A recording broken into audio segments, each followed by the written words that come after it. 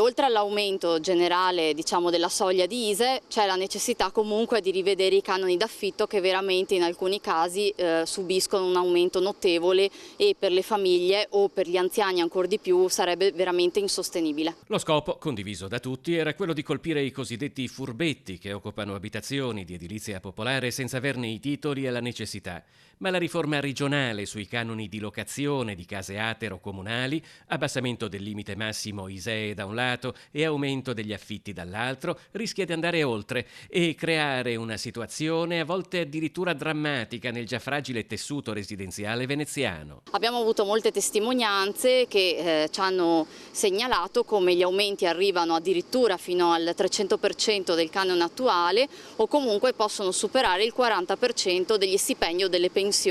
che si percepiscono. Questa legge era stata creata come intenzione da parte della Regione di colpire i cosiddetti furbetti, ma di fatto in realtà colpisce proprio coloro che già pagano le tasse, quindi dipendenti e a basso reddito poi e pensionati. Il Partito Democratico ha depositato in Consiglio Comunale un'interrogazione urgente rivolta all'amministrazione Brugnaro affinché si attivi immediatamente per porre rimedio alla grave situazione che si sta creando in tutto il territorio comunale, sia nella terraferma che nella città d'Acqua, e che potrebbe rappresentare un'altra mazzata per i residenti, creando una vera e propria emergenza abitativa. In particolare a Venezia ci sarà un problema di spopolamento, perché è evidente che con il reddito massimo ISEE nessun cittadino potrebbe permettersi un appartamento privato in affitto nella città antica. Quindi anche questo va valutato, anche la specialità in questo senso di Venezia. I nostri consiglieri regionali l'avevano già sollevato in questi ultimi anni mentre si discuteva dell'approvazione di queste nuove norme, ma ad ora non c'è stata data risposta.